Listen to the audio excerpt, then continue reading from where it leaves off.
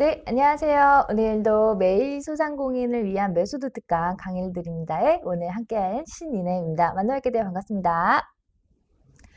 네, 오늘은 이번 시간에는 SNS를 활용한 마케팅, 그 중에서도 팔로워에 대한 기반 전략 및 노하우, 쉽게 얘기하면 팔로워를 어떻게 늘리면 좋을 것인가에 대한 이야기를 함께 또 나눠보도록 하겠습니다.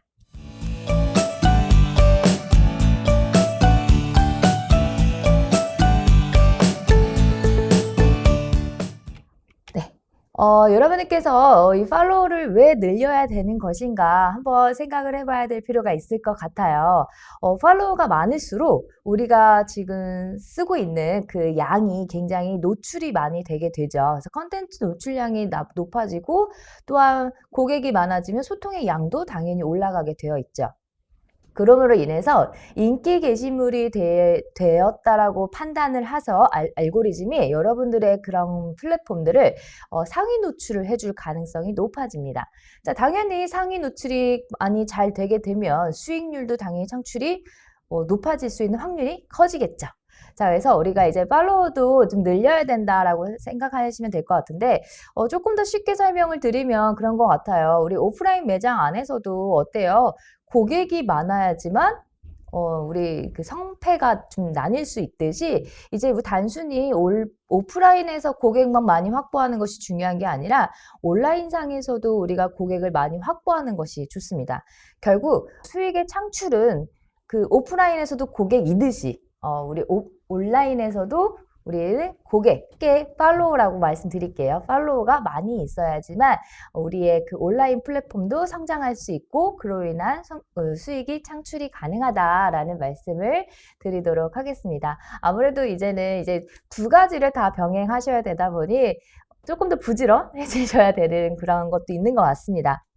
자, 그러면 이 플랫폼 마케팅을 하기 위해서 필요한 두 가지가 있는데요. 이거는 어떤 플랫폼을 막론하고 아주 기본적으로 우리가 좀 지켜줘야 되는 공통점이라고 생각해 주시면 될 것 같은데, 혹시 제가 좀 질문을 드려보고 싶어요. 지금 채팅이 좀 가능하신 우리 사장님들께서는 내가 지금 현재 어떤 플랫폼 마케팅을 하고 있다라는 걸 한번 올려봐 주실 수 있을까요? 플랫폼 마케팅이라는 거는 쉽게 뭐 블로그, 페이스북, 인스타그램, 뭐 스토어 마켓, 뭐 이제 뭐 틱톡 뭐 이런 것까지도 다 포함한 거라고 생각해 주시면 될 것 같아요. 혹시 있으신지 네, 궁금한데요. 그래요. 좀 제가 이제 시간상 그냥 넘어가도록 하겠습니다. 아마 한 번쯤은 해보셨을 분도 있고, 또 너무 아직도 너무 잘하고 계신 우리 사장님들도 계실 거고, 또는 이제 막 시작해서 어떻게 방향을 잡고 어떤 식으로 가야 될지 고민하고 계시는 우리 사장님들도 많이 있으실 것 같습니다. 지금부터 저랑 하나하나씩 조금씩 함께 알아가도록 하고요. 제가 오늘 준비한 플랫폼은 4개로 준비되어 있습니다. 블로그, 그 다음에 인스타그램, 그 다음에 유튜브, 그 다음에 스마트 스토어 해가지고 4개로 좀 준비를 했습니다. 그래서 요거를 기반으로 오늘 좀 기본적인 것이긴 하겠지만 그래도 한 번씩 방향을 좀 시작해야 되는 초보 사장님들 이렇게 함께 저랑 좀 배워가시면 좋을 것 같습니다. 자, 그래서 플랫폼 마케팅에 필요한 공통점 2가지라고 말씀드렸습니다. 아까 말씀드린 여러 가지 플랫폼들이 기반은 똑같다. 왜냐하면 알고리즘이요, 비슷해요. 그럼 알고리즘이 또 뭐냐라고 말씀하실 텐데요. 여러분들도 뭐 이렇게 인터넷 찾아보면은 내가 만약에 맛집 하나 검색했을 뿐인데 비슷한 것이 자꾸 나한테 검색으로 노출되는 경향 한 번쯤은 경험해 보셨을 거예요. 그게 바로 알고리즘이에요. 이 사람이 이걸 좋아하는구나. 그럼 이 정보를 많이 줘야겠네? 라고 하면서 자꾸 이렇게 뿌려주는 게 알고리즘이다 라고 이해해 주시면 될 것 같아요. 네. 그래서 그 알고리즘이란 단어 좀 잘 기억해 주시면 좋겠습니다. 그래서 우리가 알고리즘만 이해하면 사실 나머지는 그렇게 어렵지 않더라고요. 저 또한 이제 블로그도 옛날에 좀 했었고, 지금 저도 이제 마케팅을 좀 많이 해야 되다 보니까 여러 방면으로 채널별로 좀 공부를 하고 있는데, 정말 이 알고리즘을 알고 시작하는 것과 모르고 시작하는 것은 정말 차이가 나요. 그래서 뭐 뒤에서도 좀 설명을 드리도록 해서 알고리즘을 위해서는 이 두 가지는 무조건 있어야 된다라는 게 첫 번째는 양질의 컨텐츠입니다.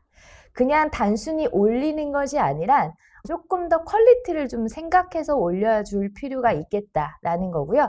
두 번째로는 찐팬이라고도 말씀드릴 수 있는데 팔로우 중에서도 팔로우 수가 뭐 우리가 많은 것도 중요하지만 이 팔로우도 많은 사람 중에서도 정말 나를 계속해서 찾아줄 고객 우리 그 조금 더 다시 설명드리면 오프라인에서도 재방문 자꾸 해주는 충성 고객이 있듯이 우리 온라인상에서도 계속해서 찾아줄 수 있는 충성 고객 그거를 우리가 또 찐팬이라고도 말씀드릴 수 있을 것 같아요. 진짜 팬이다 라는 거죠.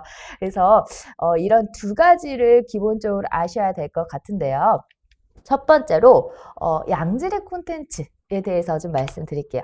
일단 컨텐츠 자체는 자꾸 보고 싶어져야 합니다. 첫 번째, 알고리즘이 첫 번째로 그거를 이제 판단할 때 뭘 하냐면요. 이 사람이 들어왔을 때, 유입이 돼서 들어왔을 때 그거를 얼마만큼 보고 얼마만큼 체류를 하고 얼마나 머무는가에 따라서 이 내용이 좋구나. 그럼 다른 사람한테도 이거 관심 있는 사람한테 알려줘야지 하면서 다른 알고리즘이 알아서 자동적으로 뿌려줘요.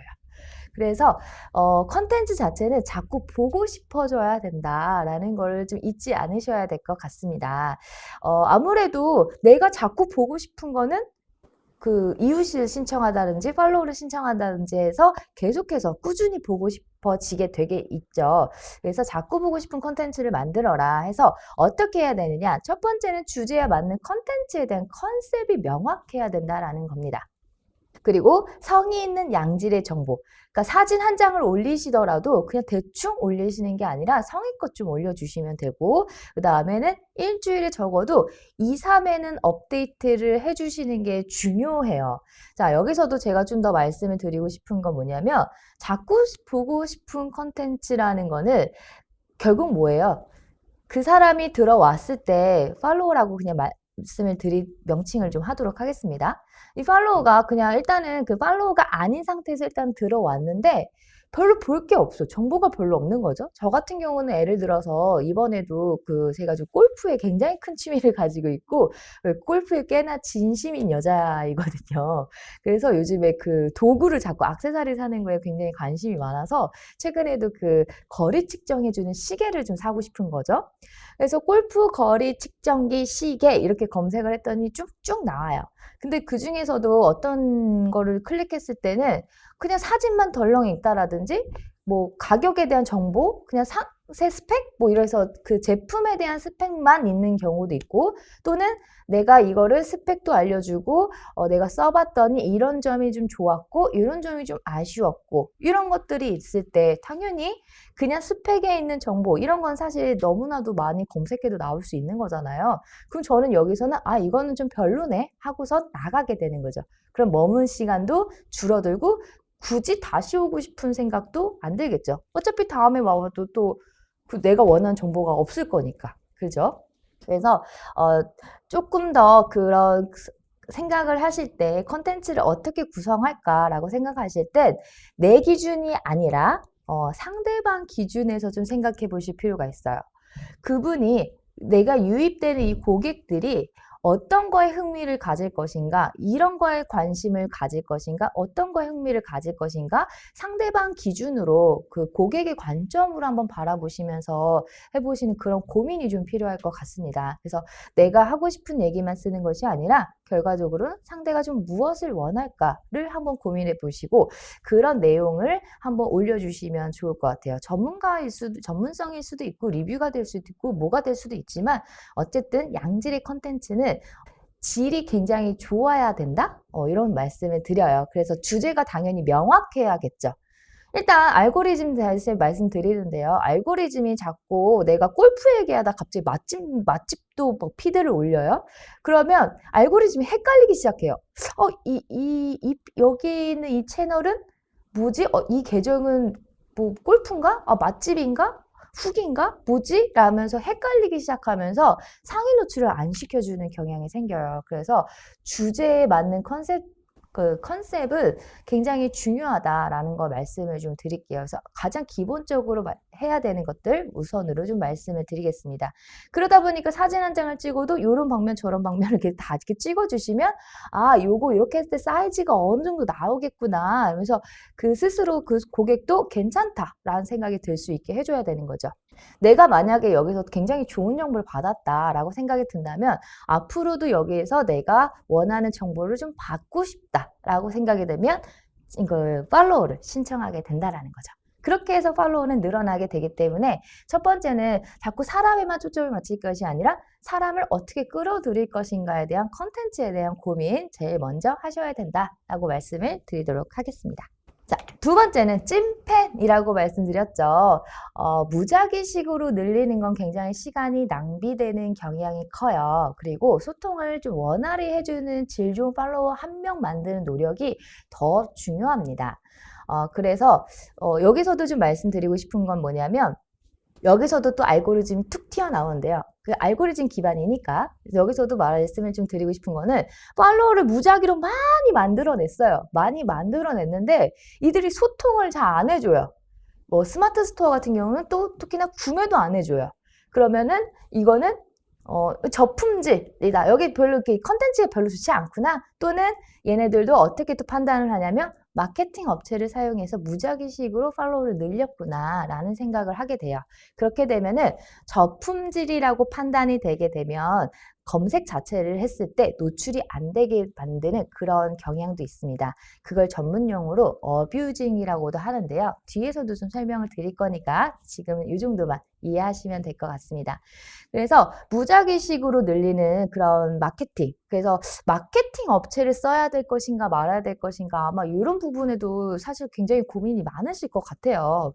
근데 저는 뭐 빠른 시간을 만들어낼 수는 있는 거는 같은데 한번 생각해 보시겠어요? 그렇게 내가 빠르게 많이 만들어냈는데 빈 껍데기야. 유령 고객이야.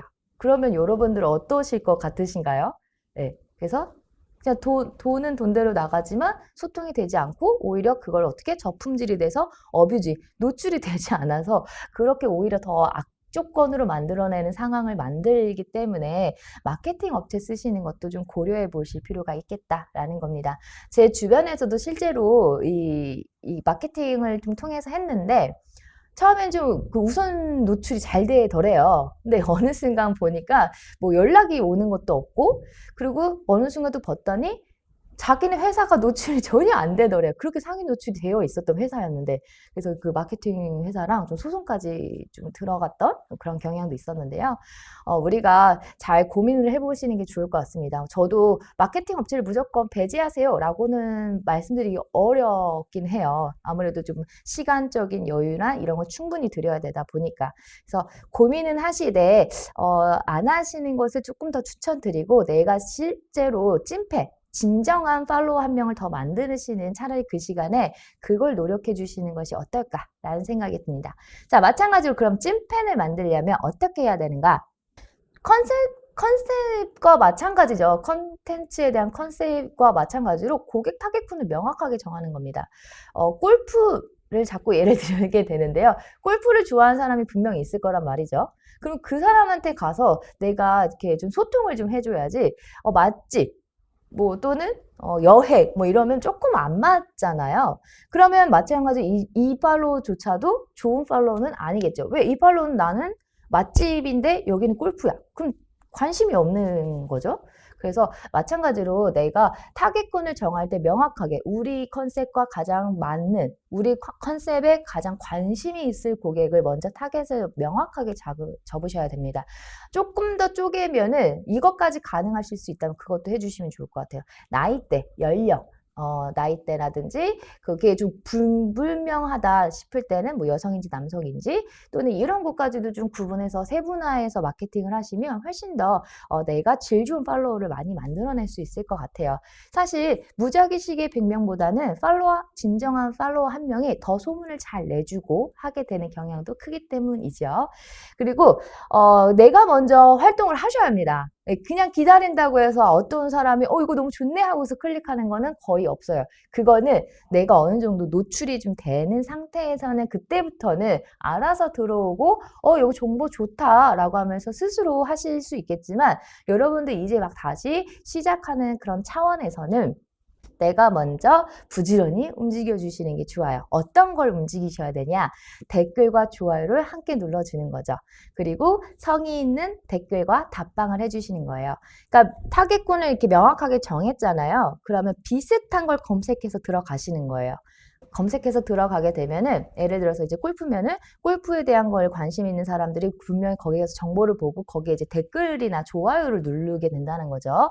그러면은 나는 이제 거기서 좋아요라 댓글을 단 사람을 겨냥한 거예요. 왜? 이미 골프에 관심 있는 사람을 이란 걸 이미 인지를 우리는 하고 있기 때문에 그 사람에게 가서 네, 뭐 또 가서 답방 그거 뭐 너무 좋네요 하면서 글도 좀 남겨주시고 그렇게 하면은 상대도 우리 사람이라는 게 그렇잖아요. 나를 좀 찾아주면 나도 이 사람이 누구지 하면서 궁금해서 답방을 하게 되어 있거든요. 그래서 이렇게 뭐 그분이 고마운 마음에 또 와서 댓글을 달아주면 마찬가지로 다시 그 댓글을 성의 있게 달아주시는 거, 답방을 좀 많이 해주시는 거. 그래서 내가 먼저 활동하고 그로 인해 들어온 고객을 잘 또 소통을 만들어주는 거. 이것이 굉장히 중요하다라는 말씀을 좀 드리도록 하겠습니다. 굉장히 중요한 내용이라 조금 서론이 길었던 것 같습니다. 자, 그래서 채널별로 이제 하나씩 좀 보도록 하죠. 자, 첫 번째 블로그입니다. 블로그가 지금 많이 뭐 이제 뭐 페이스북이다, 뭐 인스타다 하면서 틱톡이다 하면서 채널이 굉장히 많이 생기면서 블로그가 이제 좀 죽었나? 라고 생각하실 수 있지만 아직까지도 블로그는 아주 막강한 파워를 가지고 있죠. 그래서 블로그는 기본적으로 저는 한 2개는 하실 필요가 있다라고 생각을 해서 블로그나 인스타, 블로그나 페이스북 뭐 이런 식으로는 하셔야 될 것 같다는 생각이 들어요. 자, 첫 번째 블로그인데요. 블로그에서는 우리가 이런 팬을, 팔로워를 이웃이라는 개념으로 붑니다. 그래서 이웃과 서로 이웃의 개념이 있는데요. 이웃이라는 거는 상대도 나도 같이 그 블로그를 즐겨찾기를 하는 거예요. 그러니까 즐겨찾기를 한다는 거는 내가 자주 그 올리면 자동으로 그 상대가 볼 수 있게 된다라는 거죠. 그 나 또한 마찬가지로 같이 볼 수 있는 게 이웃이고요. 서로 이웃은 신청과 동의에 따라서 맺어지는 관계라고 할 수 있을 것 같아요. 그래서 서이웃이라고도 말을 하는데 저는 뭐 굳이 서이웃까지 해야 될까라는 생각은 조금 가지긴 하지만 서로 이웃이 된다는 건 조금 더 친밀한 관계가 되는 경우가 많죠. 근데 이제 마케팅을 많이 하다 보니까 서로 이웃 신청하고 가요 뭐 이러신 분들이 되게 많아요. 그래서 그런 거는 조금 우리가 좀 걸릴 필요가 있지 않을까라는 생각이 들어요. 그분 또한 역시 마찬가지로 마케팅을 하고 계신 거죠. 그래서 뭐 이웃이냐 서로 이웃이냐 뭐가 더 중요하다라기보다는 어쨌든 내 피드를 많이 볼 수 있는 사람이 많아지면 좋은 거겠죠. 그래서 최대 5,000명까지 가능하다라고 합니다. 그래서 그 정도 이해해 주시면 될 것 같고 블로그 방문자의 유입 경로를 한번 구분해 봤어요. 첫 번째로는 검색 결과를 통해서 방문을 많이 하죠. 여러분들도 한 번쯤은 그랬을 텐데 뭐 오늘은 보양식 맛집 뭐 이렇게 검색하는 경우 뭐 안산시 여기 뭐 공덕이니까 공덕 맛집 뭐 점심 맛집 이렇게 뭐 검색해 보는 경우도 있을 거잖아요. 그래서 그로 통해서 오는 게 사실은 가장 크고요. 근데 이제 옛날에는 이랬지만 조금 더 커지고 있잖아요. 그래서 이제는 블로그 이웃의 방문이나 구독, 피드를 통해서 계속해서 지속적으로 오는 그런 경로가 있을 것 같고 또는 SNS 공유나 기타 링크로 들어온다라는데 이게 무슨 말이냐면은 우리 블로그 링크가 이제 생성이 되잖아요. 새로 만들면. 근데 제가 2가지 정도 쓰시면 좋을 것 같아요. 라고 했잖아요. 그래서 인스타그램에다가도 이 계정을 같이 링크를 올려주는 겁니다. 그러면은 블로그라는 채널 하나만 들어오는 것이 아니라 인스타를 통해서도 하나가 더 들어올 수 있는 채널이 그 길이 하나가 더 생긴다라는 거죠. 그래서 요즘은 이런 방식을 조금 더 많이 하고 있는 것 같아요. 물론 소비자 우리 고객들은 검색해서 들어오긴 하시겠지만 근데 그 유입이 이젠 채널이 하나가 아니라 2가지 정도는 해줘야지 더 많은 양의 팔로워를 많이 늘려낼 수 있다라는 걸 말씀드립니다. 자, 그러면은 검색을 통해서 많이 들어오는데 그게 바로 상위 노출이 많이 되면 될수록 당연히 검색을 해서 들어오는 유입량이 굉장히 커지겠죠. 자, 그래서 예를 들어서 제가 김치라고 검색을 하면 지금처럼 이렇게 쭉 떠요. 첫 번째는 이제 파워링크라고 해서 이건 말 그대로 광고비를 내고 하는 경향이고요. 그 뒤로부터 이제 인플루언서라고 해가지고 좀 이렇게 팬을 많이 확보하고 있는 그 컨텐츠가 좋은 사람들 걸 위주로 빡빡 올려주는 거죠. 그게 바로 상위 노출이라고 보시면 될 것 같아요. 근데 나는 열심히 쓰는데 왜 방문자가 없는 거야? 나는 왜 상위 노출을 안 시켜줘? 이렇게 생각하실 수 있거든요. 그 왜 열심히 쓰는데 방문자가 없지? 이것도 좀 이해하셔야 되는데 제가 아까 얘기 드린 알고리즘이 여기서 툭 튀어나오게 됩니다. 이거를 알고 쓰셔야지 이거를 권태기라고도 하는데요. 그걸 이제 불태기라고 해요. 열심히 쓰고 있는데 유입이 되지 않아. 그래서 내가 지금 이게 뭐 하는 거지? 이게 지금 잘하고 있는 게 맞는 건가? 하면서 약간 현타 같은 게 오면서 그거를 이제 소위 불택이라고도 말을 해요. 그래서 아까 말씀드렸다시피 알고리즘을 이해하고 쓰는 것과 그걸 모르고 쓰니까 그런 상황이 벌어지게 되는 거거든요. 그래서 블로그에 대한 그 알고리즘부터 여러분들께서 이해하셔야 됩니다. 자, 어떤 거냐? C랭크라는 알고리즘이 있어요. 쉽게 얘기하면 블로그 지수가 좋냐 나쁘냐를 판단하는 모델이라고 생각하시면 되는데 세 개로 나뉘게 됩니다. 첫 번째는 맥락. 주제와 관심사와 집중도가 얼마나 되느냐. 아까 말씀드렸던 컨셉에 대한 명확성이에요. 아까 얘기했듯이 내가 맛집을 갈 건데 여기 다 여행도 있고 또 일상도 있어. 복잡해. 이게 알고리즘이 나 이 블로그 정체성을 모르겠어 라고 하면서 노출을 안 시키겠다라는 거죠. 두 번째, 내용. 생산된 정보의 품질이 얼마나 좋은가라는 거죠. 생산된 정보의 품질이 얼마나 좋은가를 어떻게 판단한다? 머무는 시간에 판단한다라는 겁니다. 들어왔는데 별거 없네 하고 뚝 나가버리면 당연히 내용 콘텐츠가 품질이 별로 좋지 않구나 라고 해서 마찬가지로 알고리즘이 안 보내줘요. 자, 세 번째는 뭐냐면 아까 얘기했던 소통입니다. 연결된 소비와 생산에서 생산된 콘텐츠는 어떤 연쇄방을 보이며 소비 생산되는가? 이거를 쉽게 얘기하면 좋아요, 댓글, 답방 이거라고 생각하시면 될 것 같아요. 그만큼 서로에게 연쇄적인 반응이 일어나면 괜찮구나. 계속 꾸준히 사람이 한 번 들어오면 여기는 계속 방문을 하는 맛집이구나 라고 알고리즘도 이해할 수 있다는 겁니다. 그래서 이 세 가지를 통해서 이 블로그 전체의 신뢰도와 인기도를 판단하여 상위 노출을 시켜준다라는 겁니다. 그래서 즉 특정 관심사에 대해서 얼마나 깊이 있는 콘텐츠를 생산하는가에 따라서 머무는 시간도 길어질 것이고 그로 인해 그 팔로우들도 너무 좋다 하면서 계속해서 방문을 할 수 있겠죠. 근데 이게 조금 단점이 있는 게 뭐냐면 C랭크는 어쨌든 내용을 기존적으로 했던 사람은 양이 엄청 많아요. 그러니까 많다 보니까 이제 조금 기존에 하시던 분들은 괜찮지만 처음 시작하시는 분들은 그럼 양 많은 사람한테는 질 수밖에 없는 구조라고 해요. 그래서 블로그를 해서 알고리즘을 기존에 하시던 분 말고 신규들을 위한 인플루언서를 만들어내기 위해서 모델이 하나 더 생겼어요. 바로 그게 DIA 모델에서 디아 모델이라고 하는데요. 이제는 양보단 질에 조금 더 집중하고 싶다라는 거라고 생각하시면 될 것 같아요. 그래서 옛날에 한번 블로그 기존에 한번 해보셨던 분들이라면 그거 아마 아실 거예요. 100일 챌린지 챌린지 챌린지 한 2개만 하면 블로그 수 엄청 는다고 그런 얘기 많았어요. 그래서 그때는 블로그에 대한 양에 대해서 승부를 많이 걸었는데요. 이제는 블로그 양만으로는 이게 정말 좋은 품질인지 아닌지를 모르겠다 싶었죠. 그리고 양 많은 사람한테 자꾸 뒤처지는 그 신규 블로거들이 그 피해를 또 볼 수 있겠다 해서 디아 모델이 개발이 된 건데요. 이거는 말 그대로 컨텐츠에 좀 많이 집중돼 있다라고 좀 보시면 돼요. 그래서 이게 진짜 경험에서 일어난 건가? 또는 이게 전문가의 의견으로 인해서 전문성이 있는가? 또는 이게 정말 솔직한 리뷰인 건가? 이런 것들을 통해서 질이 좋다라고 생각된다면 우선순위를 올려주겠다라는 겁니다. 그래서 이제 우리 신규로 하실 블로거 사장님들 너무 고민하지 않으셔도 됩니다. 역시 양질의 컨텐츠를 잘 고민하시고 타겟군을 잘 정하시면 충분히 인플루언서로 갈 수 있고 충분히 상위 노출이 가능해질 수 있어서 우리의 하고 계신 사업을 더 적극적으로 홍보하실 수가 있어요.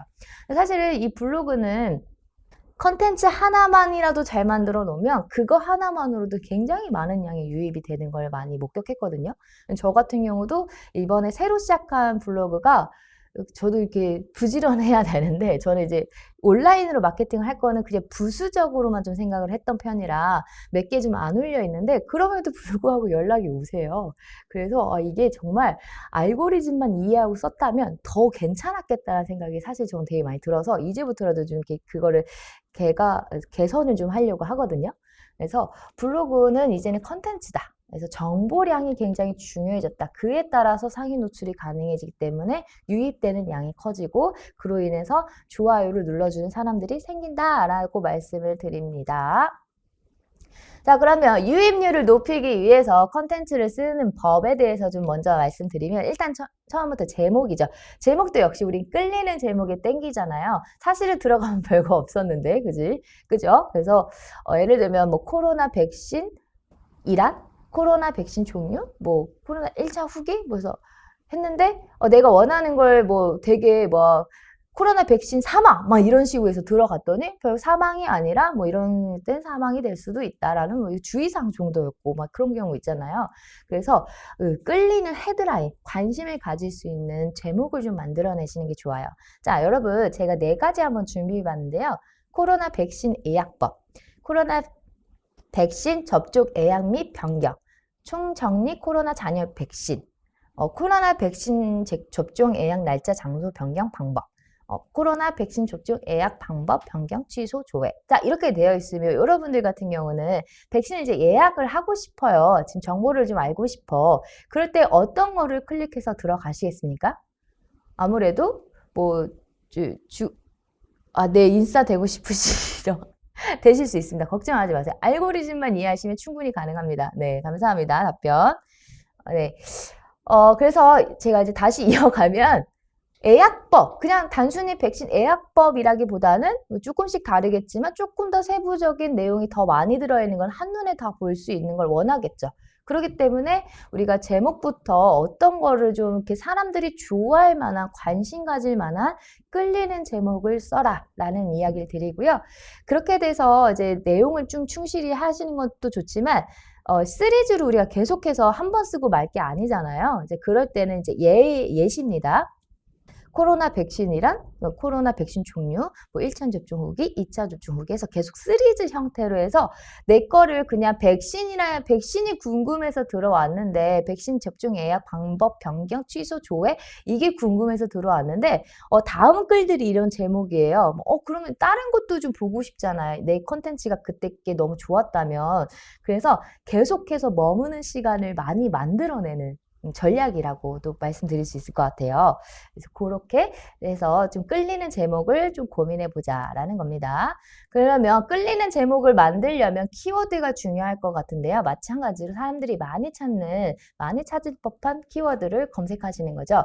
제가 다이슨 에어랩을 구매하기 위해서 여러 가지 찾아봤는데 이거 좀 말씀드리면 좋을 것 같다는 생각이 들었어요. 그냥 단순히 다이슨 에어랩 컴플리트 뭐 이제 이렇게 상품명만 가지고 승부하기보다는 여친 생일 선물, 뭐 결혼 선물, 중단발 스타일링 뭐 이런 식으로 했을 때 세부 키워드로 통해서도 들어올 수 있는 경향이 굉장히 크죠. 그리고 다이슨 에어랩 만약에 이걸 가지고 한다고 한다면 굉장히 많은 채널들이 이미 하고 있을 거잖아요. 경쟁력이 조금 떨어질 수 있겠다라는 거죠.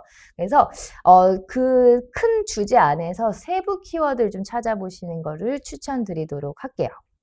그래서 키워드를 검색량이 많은 걸 어떻게 좀 그런 세부 키워드를 어떻게 만들 수 있을까를 보면은 요거는 이제 핸드폰을 보셔야지 좀 분석이 가능하더라고요. 그래서 블로그 모바일에 들어가시면 내 거에 들어가시면 통계에 들어가시면 여기 이제 요런 게 나옵니다. 그래서 요거에서 그 옆으로 보시면 내가 이제 여기서 몇 명이 유입돼서 들어왔구나라는 거를 좀 보여드릴 수 있고, 몇 명이 공감했고, 이웃이 얼마나 진감했고, 이런 것들을 그 스스로 내 블로그 지수를 평가하고 분석할 수 있는 도구예요. 그래서 모바일 블로그에만 있는 것 같다라는 말씀 드리고요.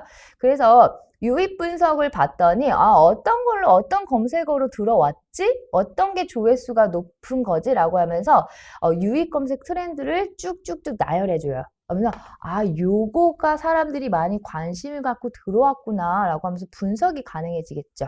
그래서 이것저것 처음엔 좀 해보시는 게 좋을 것 같아요. 아직은 감이 안 오시니까. 또는 내가 검색도 해보는 거예요. 중단발 헤어 스타일링 했을 때 얼마나 또 나올 것이며, 다이슨 에어 랩만 했을 때 또 얼마나 나올 것이며, 그래서 그런 것들을 좀 찾아가시는 것이 중요할 것 같아요. 지금 블로그라는 그 채널에 대한 이야기를 드리고 있는데요. 사실 아까 말씀드린 것처럼 채널에 대한 기반은 다 비슷비슷해요.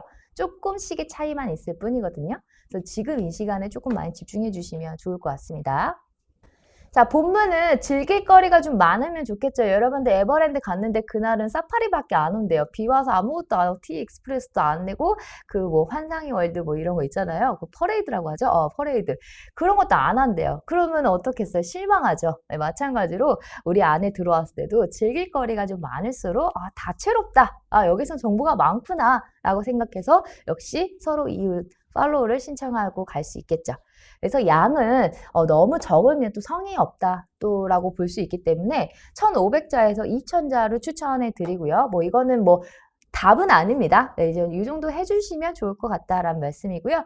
좀 부가적인 기능, 사진도 아까 말씀드렸다시피 여러 각도도 좀 찍어주시고, 사이즈도 좀 해주시고, 이제 색깔 비교도 좀 해주시고, 이런 거 해주시면 좋겠죠?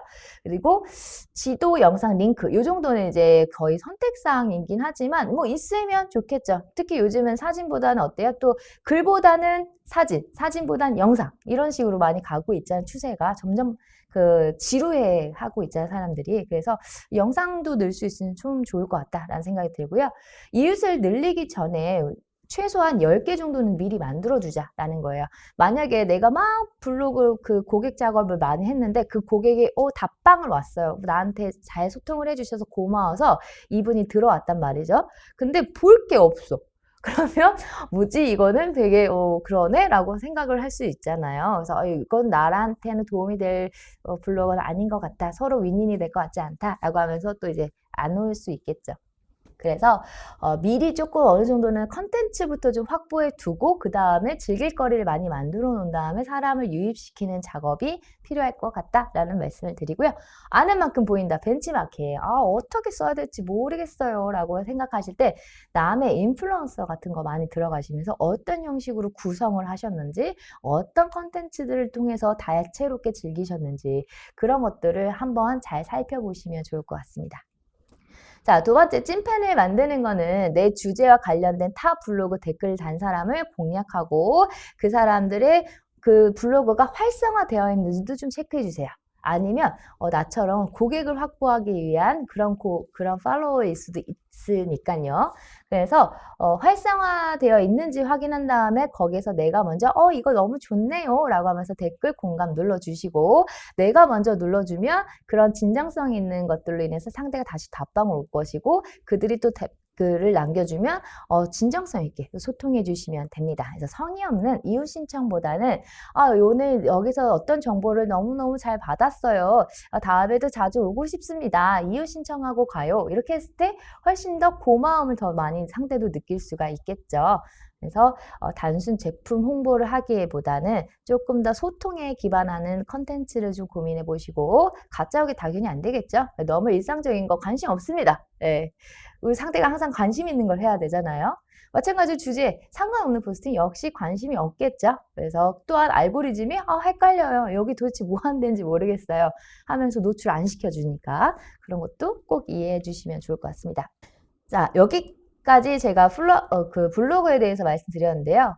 다른 매체도 다 비슷합니다. 그래서 여기서 이제 조금 차이점만 딱 짚고 넘어가도록 할게요. 일단 인스타그램을 우리 고객을 팔로우라고도 말씀드릴 수 있을 것 같아요. 나의 피드를 보는 것이다. 라고 생각해 주시면 되고요. 팔로잉은 내가 상대의 피드를 같이 보는 것이라고 생각해 주시면 될 것 같아요. 결국은 팔로워도 많아야 되고 팔로잉도 많아야 된다라고 하는데 팔로우가 더 많은 것이 뭐 품질이 더 좋은 걸로 판단을 한대요. 근데 그래서 뭐 팔로잉은 0을 만들고 팔로워는 막 1000명을 만든다 뭐 이런 말도 좀 돌긴 하는데요. 진정성 있는 소통이라는 걸 하기 위해서는 팔로잉도 피할 수는 없을 것 같다라는 생각이 들어요. 그래서 내가 상대가 나한테 팔로우를 했으면 나의 피드를 아까 이유처럼 계속해서 업로드된 걸 자동으로 볼 수 있다라고 생각하시면 되고, 팔로잉은 나도 그 상대를 피드를 같이 보겠다라는 겁니다. 그래서 선팔은 상대가 먼저 나의 피드를 보는 것이다. 마팔은 나도 함께 보는 것, 언팔은 피드를 안 보겠다라는 거고요. 인스타그램은 페이스북이랑 연동이 같이 되는 기능이기 때문에 인스타그램 하나에 집중하시고 페이스 연동을 하시면 두 개가 동시에 같이 올라가기도 합니다. 같은 회사이니까요. 자, 그래서 컨텐츠, 아까 말씀드린 거 이제 다 비슷합니다. 그래서 컨텐츠 일관성을 유지해라. 특히 인스타그램은 사진 기반이기 때문에 어떤 구조로 어떻게 컨셉을 명확하게 할 것인가, 배경 뭐 이런 식으로 아예 통일성을 좀 갖추자라는 이야기를 좀 드리고 싶어요. 그다음에 진정성 있는 소통인데요. 블로그는 정보형 기반으로 정보가 좋으면 원다라고 했다라고 하면은 인스타 알고리즘은 무엇보다도 인간관계 굉장히 중요시 생각하는 플랫폼이에요. 그래서 굉장히 소통의 품질을 많이 높거나 저하시키는 이야기를 많이 합니다. 그래서 소통을 좀 잘해주시는 것이 필요해요. 그래서 댓글 오면은 진정성 있게 답방해주고 좋아요도 좀 눌러주시고 답방 가서 또 마찬가지로 이거 너무 맛있겠어요 라고 하면서도 해주시고요. 그래서 그 댓글을 만약에 달 때도 좋은 정보네요. 선팔하고 갑니다. 마팔 부탁드려요. 이거 굉장히 성의 없다. 그래서 이런 경우도 웬만하면은 그 인플루언서나 좀 활성화가 되어 있는 계정들은 저에게 올 확률이 적습니다. 그래서 진짜 이대로 하니까 비가리가 늘었어요. 좋은 스킬 계속 받고 싶어서 선판하고 갑니다. 라고 하면은 상대도 와서 답방을 해서 내 프로필을 눌러보겠죠. 그래서 자기네랑 관심사가 비슷해. 나도 이거 관심 있었는데 하면은 팔로우에서 찐팬이 될 수 있겠다라는 겁니다. 자, 그래서 인기 게시물을 만들어주는 해시태그. 아까 우리 키워드에 대한 이야기 드렸다시피 마찬가지로 너무 흔한 해시태그보다는 조금 세분화된 그런 검색어, 해시태그를 달아주시면 좋을 것 같아요. 해시태그가 아까 말씀드린 키워드 검색이라고 생각하시면 될 것 같아요. 그래서 선팔말팔 너무 흔해 빠진 이런 거 탑포스트임에도 불구하고 검색해서 들어가 봤더니 좋아요가 몇 개 되지 않아요. 근데 조금 세부적으로 들어가 봤더니 좋아요가 엄청 많더라고요. 이 해시태그는요, 여러분 되게 좋은 게 뭐냐면 팔로워가 아직 없는 상태여도 좋아요가 많으면 그걸 우선순위로 올려줘요. 그래서 좋아요의 기반으로 해주기 때문에 좋아요를 많이 만들어내는 게 아직 찐팬까지는 안 되더라도 좋아요가 많이 만들어내는 게 아무래도 검색에 유입되는 양을 높일 수 있겠죠. 그래서 만드실 때 처음부터 비즈니스 계정, 크리에이터 계정이라고 되어 있어요. 그걸로 하나 만드시면 될 것 같고, 인스타그램은 계정을 2개까지 만들 수 있고요. 최근에는 3개까지도 가능하다라는 얘기를 제가 들은 것 같지만 정확하진 않고요. 일단 2개는 굉장히 정확하게 제가 알고 있습니다. 그래서 2개까지 가능하니까 하나는 부캐 쓰시고 하나는 마케팅용으로 쓰시고 그런 식으로 하셔도 좋을 것 같아요. 그래서 하나 정도는 크리에이터 계정이라든지 비즈니스 계정을 이용하시면 마찬가지로 분석을 하실 수가 있어요. 이 게시물이 얼마만큼 댓글을 달았고 얼마만큼 좋아하고 얼마만큼 노출이 되었다. 근데 이게 팔로워한테는 얼마나 보여줬고 그냥 일반적으로 노출은 이만큼 시켜줬다라는 걸 보여줘요. 그렇기 때문에 아까 얘기했던 키워드를 잘 분석하기가 굉장히 좋겠죠. 그래서 내가 내 팔로워들이 되게 진성 있는 팔로우구나 라는 걸 또 다시 한번 느낄 수도 있고, 또는 내 팔로워들은 나를 별로 좋아하지 않는구나, 역시 유령이었구나 하면서 노출을 더 많이 시킬 방법을 다시 찾을 수도 있겠죠. 그래서 분석하실 수 있기 때문에 이런 계정 좀 쓰세요 라고 말씀드리고요. 꾸준히 업데이트하는 게 중요합니다. 시간을 정해서 아까 그 블로그 제가 일주일에 2-3번이라고 했으면 얘는 마찬가지로 그건데, 여기서 포인트 인스타는 시간, 타임 기반이에요. 내가 5시 올렸지만 5시 10분에 그 사람이 갖고 있는 팔로워가 5시 10분에 올리면 5시 10분께 최근 거로 올라요. 그렇기 때문에 퇴근 시간, 잠들기 전 시간, 출근 시간 이때를 좀 공략해 주시면 조금 더 들어와서 확인할 수 있는 시간이 많겠죠. 팔로워가 많으면 많을수록 뒤로 밀리는 현상이 일어나기 때문에 말씀드립니다. 유튜브는 최소한 구독자가 100명은 되어야지만 좋다라고 해요. 그래서 조회수는 내 영상을 본 사람의 수다라고 볼 수 있고요. 평균 시청 조회율을 아까 얘기했던 머무는 시간이라고 보시면 될 것 같습니다. 그래서 여기서도 댓글 파도 타기 주의점은 구독자 100명을 좀 만들어야지 그때부터 눈덩이가 불어난다고 해요. 그리고 아까 그 인스타그램은 1000명 정도는 우리가 좀 부지런히 움직이면 그때도 마찬가지로 1만까지도 자동으로 눈덩이처럼 불어난다라고 해서 우리가 지금 유튜브 100명, 그 다음에 인스타그램 1000명 이 정도는 조금 부지런히 움직여야 된다라는 말씀을 드려요. 아까 얘기했던 건 어뷰지, 광고나 클릭을 유도하기 위해 대량의 댓글을 다는 행위 또는 대량의 팔로워를 많이 만들어내는 행위를 다 어뷰징이라고 합니다. 그래서 마찬가지로 유튜브도 만약에 너무 댓글을 너무 광고처럼 하고 있더라라고 생각하면은 스팸으로 처리해 버립니다. 그래서 아예 영상 노출을 하지 않게 돼요. 그래서 그거를 알고 계시면 좋을 것 같고요. 연간 채널 시청을 끝까지 하시고 댓글을 달아주시는 거, 그리고 채널명을 좀 직관적으로 표현하자. 파란 하늘이 아니라 파란 하늘 해외여행 전문 블로그. 그러면은 그 댓글을 쭉 보고서도 여기도 해외여행 뭐 전문 저쪽인가 보네? 한번 들어가 봐야지 하면서 한 번 더 유입을 가능시키게 만들기 때문에 직관적으로 채널명을 좀 만드시는 것이 중요하겠다라고요. 유튜브에서 가장 중요한 거 평균 시청률입니다. 마찬가지로 관심 갖게 하는 거 인트로 영상 5초 뭐 이 정도는 당연히 하실 거고, 여기서 포인트는 뭐냐면요. 4분 룰이라고 해요. 그래서 평균 시청률이 만약에 8분짜리가 있으면 8분을 다 봐야 시청률이 좋다라고 하는 게 아니라 50%, 4분만 봐도 이거 굉장히 사람들이 괜찮게 머물렀다라고 해서 평균 시청률을 잘 만들어준다라고 해요.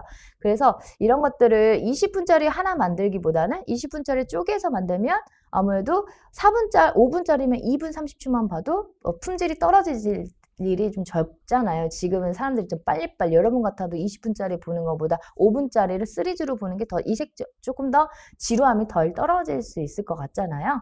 그래서 쪼개서 하게 되면은 업로드도 자주 빈도수도 올라가기 때문에 좋아진다라는 겁니다. 여기서도 마찬가지로 내가 구독자 댓글 엄청 만들어 놨는데 사람들이 보지 않아요. 보지 않고 그냥 나가버려요. 이렇게 되면 평균 시청률이 별로 안 좋네? 그래서 오히려 저품질 이래가지고 더 안 보여줘요. 그래서 고객을 만들 때도 찐팬을 만들어야 된다라는 겁니다. 자, 마지막으로 스마트 스토어에 대한 이야기인데요. 여기는 딱 두 가지만 기억하시면 됩니다. 여기도 유입률도 올려야 되고요. 구매 지수도 올려야 돼요. 스토어에 유입되는 사람은 많은데 구매를 잘 안 해. 이것도 마찬가지로 그럼 내용은 별로 안 좋네 라고 생각하면서 역시나 우선순위로 노출시켜주질 않는다라는 겁니다. 그래서 스마트 스토어는 신규 고객도 중요하지만 계속해서 내 거를 구매 지수를 올려줄 수 있는 재구매 고객도 중요합니다. 그래서 두 가지를 같이 생각해야 된다. 그래서 신규 고객에 대한 혜택, 그 다음에 재구매 고객에 대한 혜택 두 가지를 다 고민을 해보셔야 될 것 같다라는 건데요. 일단 유입률을 올리는 거는 아까 인스타라든지 뭐 블로그라든지 거기에 이제 링크를 좀 걸어 놓으시면 그걸 타고서 여기 상품 괜찮대. 정보 너무 좋은데? 사진 보도 너무 괜찮은데? 그래서 그걸 타고 링크를 들어오시면 거기서도 이렇게 구매가 일어날 수 있고, 또는 아까 계속 얘기한 제목, 끌리게 해야 된다라는 거고요.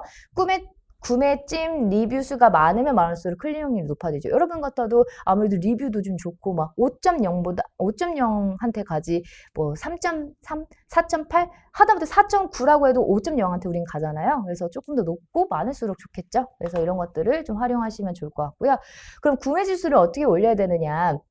혜택을 좀 주자라는 거죠. 찜을 했을 때 쿠폰 이벤트를 좀 주고, 소식받기 쿠폰 이벤트를 하면은 지금처럼 소식받기 하면 3% 드려요, 뭐 2,000원 드려요, 이런 것들을 할 수 있어요. 그러면 이제 그걸 소식받기를 누르면 마찬가지 이 고객은 나의 업로드 되는 걸 계속해서 소식을 받을 수가 있기 때문에 재구매율을 올리기도 굉장히 좋죠. 그래서 구매 지수를 올리는 방법이다라고 말씀드릴 수 있어요.